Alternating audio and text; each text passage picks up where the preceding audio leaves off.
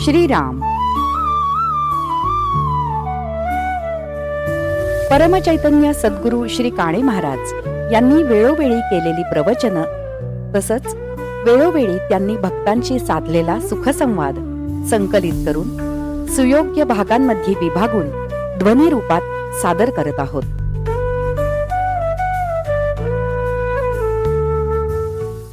पुष्प पहिलं, विषमय संसार अमृतमय कसा करावा, भाग 5. काय हो, तुम्ही देवाचं नाव घेता ना? किती घेता? तुम्ही सांगितलं आहे ना, 2 माळा ओढतो. 2 माळा तरी का ओढतो? तर तुम्ही जादा करा म्हटलंय म्हणून. मग माळा ओढून का कुठं त्यात काही आहे? ओढून नाही चालत, ओढणी लागली पाहिजे आतड्याला. परमेश्वराच्या नामाची ओढणी लागली पाहिजे, आच लागली पाहिजे. थंडीमुळे झोपी गेलेला आणि त्याच्यावर जर बर्फ टाकला म्हणजे तो काय जागा होणार आहे का? जास्तीच गाढ झोपेत जातो जाणार. अशांपैकी आपलं काम झालंय. तेव्हा ही सुस्त स्थिती जी आहे ही टाकून दिली पाहिजे प्रत्येकानं आणि परमेश्वराच्या नामाला लागलं पाहिजे. त्यातच खरं कल्याण आहे असं आज मी तुम्हाला सांगतो. मग ज्याला कल्याण करून घ्यायचं आहे त्यांनी या गोष्टी कराव्या म्हणून ऋषी पंचमीचा दृष्टांत सांगितला. आज रजस्वलावस्था कुणाला नको आहे आणि आपलं शास्त्र तर हे सगळं असं सांगतं. तू लोकांना त्यापासून उपद्रव होऊ नये असं वागणं ठेवावं. जी भगवन नामनिष्ठ माणसं असतील त्यांच्यामध्ये आपण वळवळ करू नये. आता तुम्ही म्हणाल की आजच्या काळात काय आहे की स्पृश्यास्पृश्य भेद कायद्यात नाहीत. धर्म म्हणजे कायदे. हे कायदे म्हणजे काही तुमच्यावर सक्ती नाही, पण दृष्टांतात असल्यामुळे नाईलाज आहे. दृष्टांतात त्यांनी असं सांगितलं आहे की प्रथमे हनी चांडाली, द्वितीये ब्रह्मघातिनी, तृतीये रजकी प्रोक्ता, चतुर्थे हनी शुद्ध्यती. प्रथमे हनी चांडाली. अहो, चांडाळ कुठे आहे जगात? चांडाळ शब्द नाहीच मुळी. हरिजन झाला तो. मग चांडाळ जर हरिजन झाला तर बाईला आपण महारीण का समजावं आणि तिने दूर तरी बसावं का? दृष्टांतात त्यांनी सांगितलं आहे की द्वितीये ब्रह्मघातिनी. ब्रह्मवध हे पातक आहे. ब्रह्मवदात, सुरापानात इत्यादी पातकं शास्त्रात सांगितली. हे कशासाठी सांगितलं तर मुळात हे असं आहे, इतक्या गोष्टी ज्या आहेत या म्हणजे परमेश्वराच्या मार्गात अत्यंत विघ्न आहेत. जितकं आपण पवित्र राहू तितकी आपल्याला परमेश्वर शक्ती लवकर प्राप्त होईल. तुम्ही पाळलं नाहीत तरी तुमचं मन सांगतंय ना की मी अपवित्र आहे म्हणून. मन, दिशा, चंद्र ही काही खोटी ठरू शकत नाहीत. ज्यानं मनाला चोरलं त्यानं भगवंताला चोरलं. मनाला जर तुम्ही चोराल तर कामच होतं तुमचं. मग धावाधाव खुंटली. कारण मन एव मनुष्याणाम कारणम बंध मोक्षयोः. म्हणजे मन जे आहे हेच बंध मोक्षाला कारण आहे. मग हे चोरून कोण नेतं? त्याला कोणी चोरच भेटत नाही. त्याची चोरी करणारा चोरच त्याला धरून ठेवू शकतो. म्हणून मनाला गोपालकृष्णाची उपासना पाहिजे. जार म्हटलं आहे त्याला. सर्व सकल गुणसंपन्न असून जार आहे म्हणून त्याला ती उपासना सांगितली म्हणजे मग तो होईल. रामकृष्ण परमहंस आई जगदंबेच्या वृत्तीत तदाकार झाले तेव्हा त्यांना रजस्वलावस्था प्राप्त होत होती असं त्यांच्या चरित्रात आहे.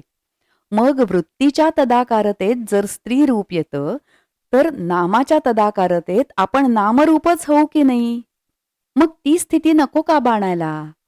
मायेचं रूप घेतल्याबरोबर माया स्वतः रामकृष्ण होतात. भगवंतांनी मायेचं रूप घेतल्याबरोबर माया झाली. रुक्मिणीला कृष्णाशीच विवाह करायचा होता तेव्हा तिने नुसतं पाहिलं, त्या सैन्याकडे जरासं पाहिलं. कुणाच्या तर शिशुपालाच्या आणि रुक्मीच्या सैन्याकडे. ते रूप पाहिलं आणि सैन्याचं अवसान गेलं. ते तटस्थच झाले. असं त्या रूपात तटस्थतेचं सामर्थ्य आहे.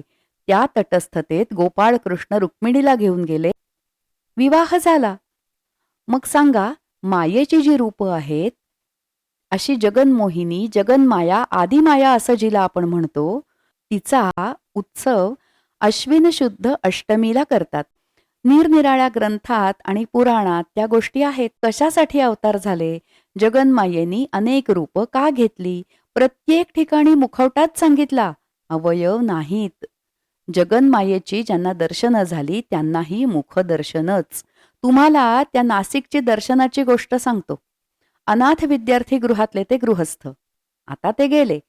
त्यांनी भद्रकालीच्या देवळामध्ये देवीची उपासना केली.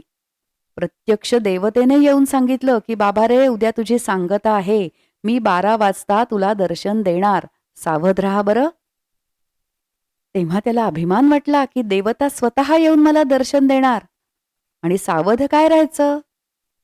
झालं. दुसऱ्या दिवशी त्याचं अनुष्ठान संपलं आणि त्याबरोबर एकदम लख्खकन मोठा प्रकाश पडला आणि एक 16 वर्षांची कुमारी पुढे येऊन उभी राहिली.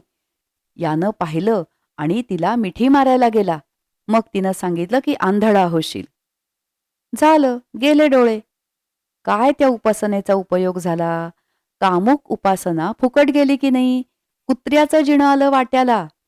माझ्याकडे आला होता तो. आम्ही त्याला सांगितलं की बाबा रे, जिने तुला शाप देऊन तुझे डोळे नाहीसे झाले, तिचीच पुन्हा आराधना कर.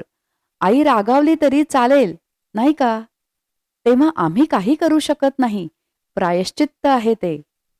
तेव्हा कामुक उपासनेनं काय होतं आणि मंत्र उपासनेनं काय होतं पहा. ज्या अर्थी आधी तुला सावध करूनही तुझ्या हातून हा असा घोर अन्याय झाला, त्या अर्थी तुला शिक्षा झाली, हे योग्य आहे.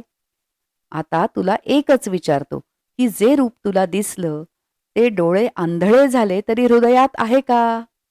नाही म्हणाला. मग हृदयात जे रूप नाही ते डोळे आंधळे झालेले बरं नाही का? हृदयात रूप असतं तर डोळे आंधळे झाले असते तरी ते अखंड चिंतन कर असं मला सांगता आलं असतं. पण हृदयात सुद्धा नाही, म्हणजे वासनांनी हृदय सुद्धा त्याचं ते इतकं करून खाऊन टाकलं की त्याचं प्रतिबिंब सुद्धा त्यात पडत नव्हतं. अशा तऱ्हेचा हा मनुष्य जन्मश्रेष्ठ असलेला पण आपणच तो कनिष्ठ करून हीन स्थितीला पोचला आहे. तेव्हा कामुक भाव जरी निर्माण झाला तरी तो नामाच्या ठिकाणी निर्माण होऊ दे. खरी कामुकता तिथं दाखवा, खरी लोलुपता तिथं दाखवा, म्हणजे हे तुम्हाला साध्य होईल. नामातच सर्व आहे. सशक्तिक नाम आहे. ते नुसतं नाही, सशक्तिक आहे. श्री लावली की ते सशक्तिक झालं.